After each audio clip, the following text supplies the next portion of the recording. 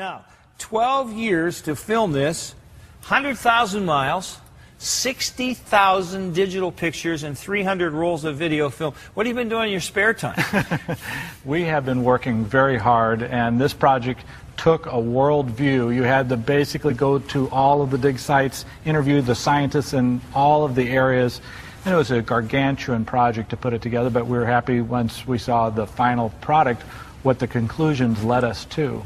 Now, many people out there in the audience probably incorrectly believe that a dinosaur could make itself change, want to change, and want to learn how to fly. But those ideas that an animal could volitionally change or could adapt to the environment and then pass those changes to the next generation do not work.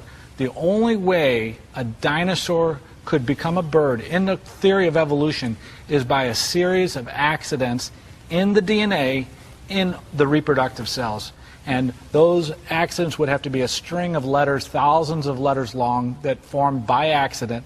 And once you understand this, it's harder and harder and harder to even believe the concept of evolution. Darwin was ignorant of DNA. He didn't know how animals changed, and he had these guesses that they could volitionally change. Right. But once we figured out DNA, and once we realized that DNA's code was fixed, once you're born, it's fixed, you can't change it, the theory of evolution ran into huge problems. Charles Darwin suggested that an individual animal could adapt to the environment, but surprisingly, this concept is now considered outdated. For example, a lizard could not grow fur simply because of a sudden cooling of the climate. Even if a skin cell could grow a hair, there's no way for the skin cell to pass this information to the reproductive cells. The reproductive cells, such as the eggs, cannot get signals from the outside environment or signals from the body cells. Because of these difficulties, some biologists have suggested eliminating the concept of direct adaptation altogether.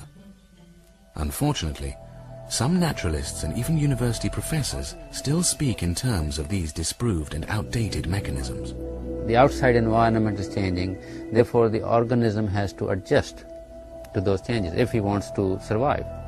And even your DNA is getting signals, your DNA in your egg is getting signals from the outside.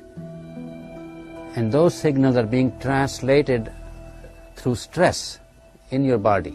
This statement is biologically impossible. There is no way to signal the DNA in the reproductive cells as this scientist suggests. Sometimes when one group of scientists disproves a concept, other scientists continue to promote these false ideas for decades, if not centuries.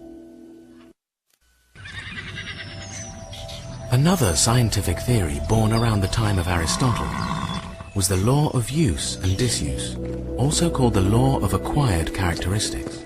Scientists thought that animals could change themselves through effort, and these changes would be passed on to the next generation. Darwin used this law to explain evolution. He believed a species could improve itself through effort, that if an animal exercised and developed large muscles, its offspring would ultimately be born with larger muscles. This idea is not true.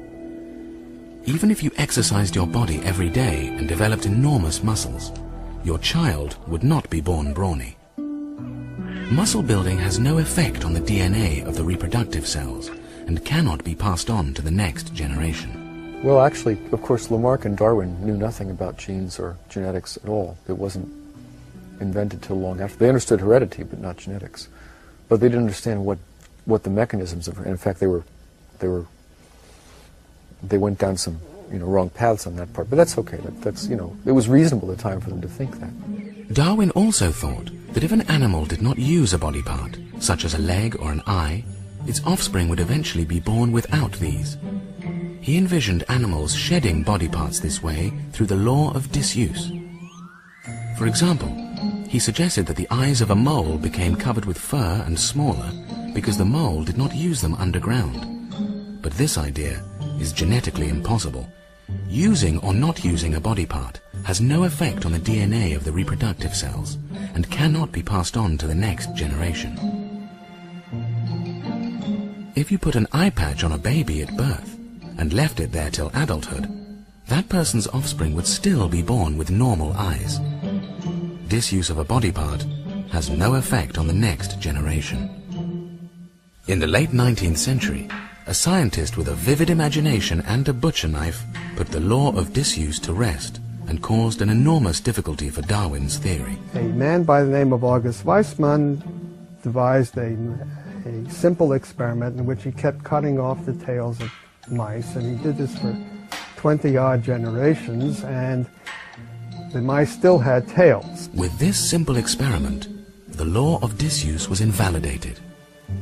Scientists continued to explore the law of use, and later realized that this concept was also genetically impossible. Any change to body cells has no effect on the DNA in the reproductive cells, and therefore cannot be passed on to the next generation. The impact of that experiment and of other skeptical biologists essentially left an explanation for evolution sort of up in the air.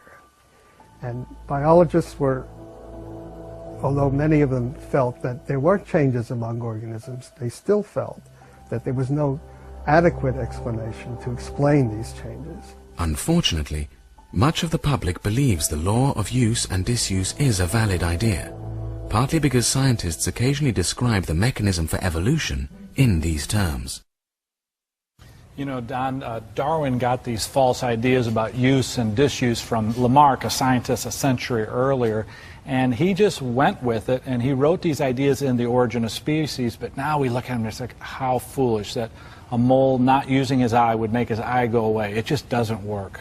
But we still hear on your tape scientists, modern scientists today, respected professors saying that somehow the DNA is affected by the stress of wanting to change. Not true. But it simply has no scientific credibility. And you read newspaper articles, science magazines, even textbooks, they still go with this incorrect idea of how this evolution could occur.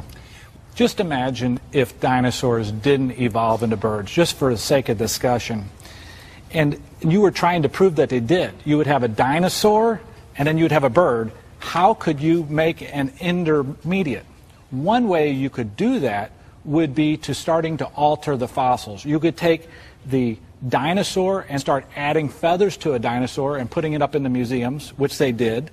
Or you could take a bird and try to make it look like a dinosaur and put scales onto a bird, which they did. And I'd like to show you this segment in the show because that's what's going on in the museums right now. Dr. Woodard, I'm having a hard time here. First of all, I'm having a hard time that scientists would deliberately seek to deceive people by making their own fossils where they're literally taking a tail of a dinosaur and putting it on the body of a bird.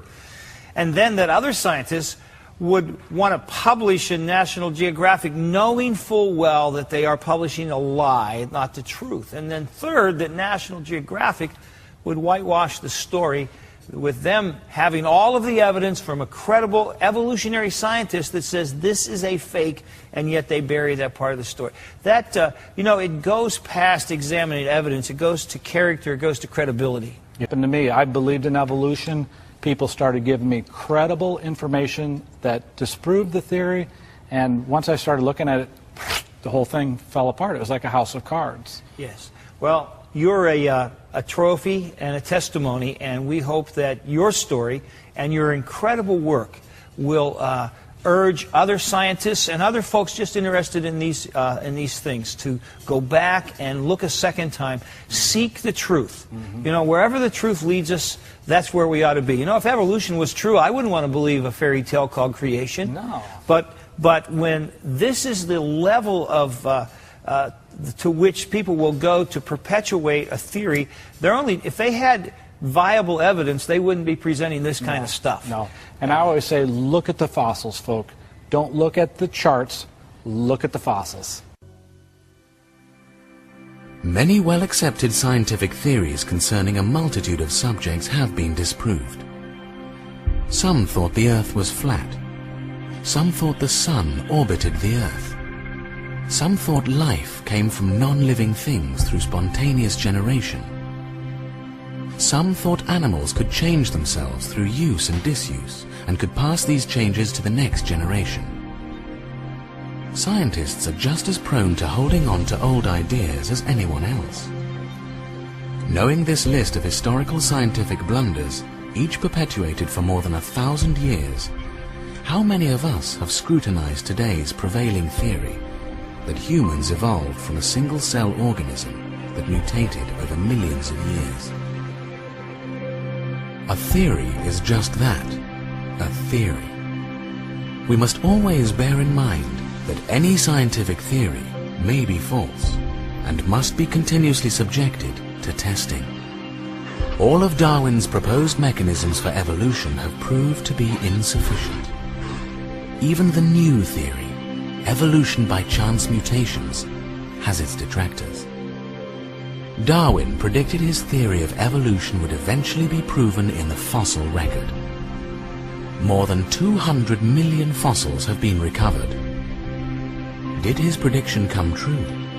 Or does the lack of transitional forms between animal groups in the face of an enormous fossil record give you cause to question? Thousands of fossil seals and sea lions have been found, but no ancestors. 1,000 bats have been discovered, but there are no ancestors. Despite recovering fossils from 100,000 dinosaurs, there are no intermediate forms of these species. Do you agree with modern evolution scientists that evolution is the most reliable scientific theory that best explains the fossils and life itself? What is the truth about evolution? What do you think?